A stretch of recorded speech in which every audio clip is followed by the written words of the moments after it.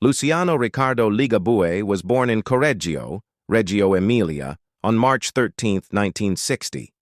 He grew up on the Emilia Plain, in a provincial setting that would become an inexhaustible reservoir of images, characters, and language.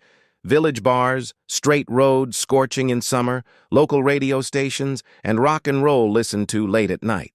That emotional geography would become his narrative burrow, the mental place he would return to in songs, books, and films. At school, he earned a diploma in accounting. Then he alternated various jobs, farmhand, metalworker, factory worker, and local radio DJ, before managing to turn music into a profession.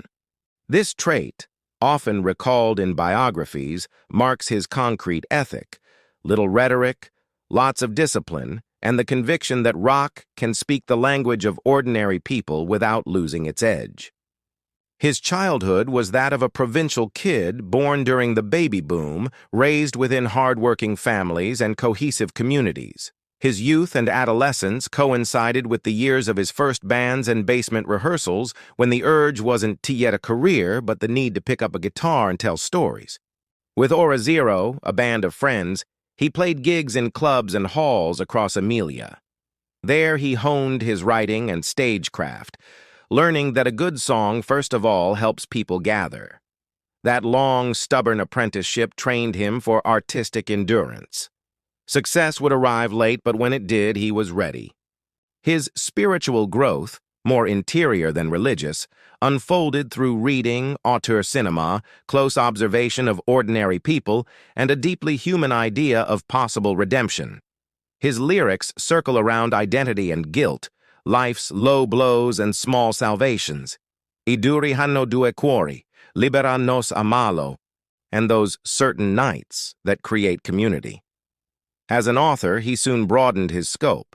He published short stories and especially made his mark in film with Radio Freccia, 1998, and Da Zero a Dieci, 2002, works that echo his own emotional and musical apprenticeship. His recording debut follows a now classic arc in his personal legend. Between 1988 and 1989, some of his songs were picked up by Pierangelo Bertoli, who recorded two and introduced him to producer Angelo Carrara. In 1990, his debut album Ligabue came out, sprouting signature tracks like Balliamo sul mondo, Non è tempo per noi, Bar Mario, and Sogni di rock and roll. That same year at Festival Bar, he received the Disco Verde as Best Newcomer. His imagery was already clear: the provinces, work, imperfect loves, anger, and compassion. The sound, lean and guitar-driven, looked to the American tradition filtered through an Emilian dialect of the soul. The 1990s consolidated his voice. Lambrusco, Coltelli, Rose and Popcorn, 1991, and Sopravvissuti e Sopravviventi, 1993, widened his audience. Buon Compleanno, Elvis, 1995, exploded and became one of the manifestos of Italian rock, powered by Certe Notti.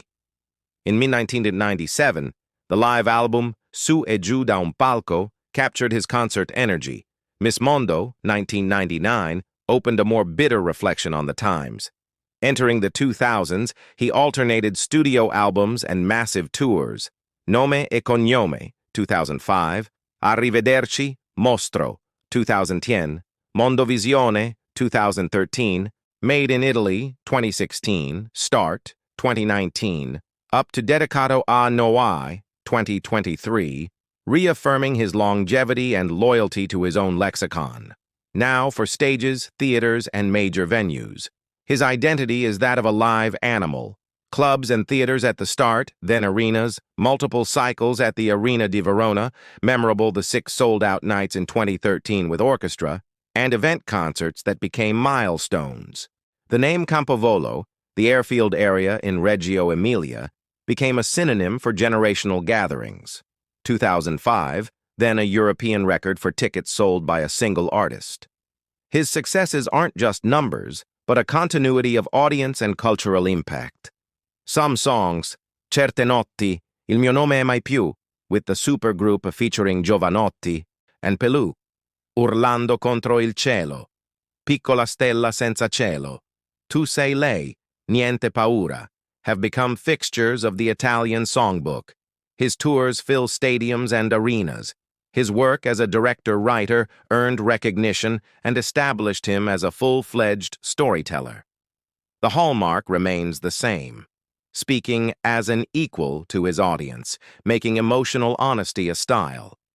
Over more than 3 decades, Ligabue has maintained a rare balance between mainstream appeal and authorship, updating arrangements and themes without betraying the clipped phrasing, wistful irony, and on-the-road attitude that defined him from the outset. Tracing the path in a straight line, you can see the thread: birth in Correggio, 1960, technical studies and assorted jobs, childhood and adolescence in the provinces that become narrative, inner growth nourished by books, cinema, and observing real life, breakthrough thanks to Emilia's singer-songwriter network, theaters and arenas leading to monumental gatherings, successes as shared heritage. There is no hero as rhetoric here, rather the arc of an author who made the ordinary epic again with 3 chords, the right words, and the tenacity of someone who never stopped writing songs with the faces of those who would sing them back under the stage in mind.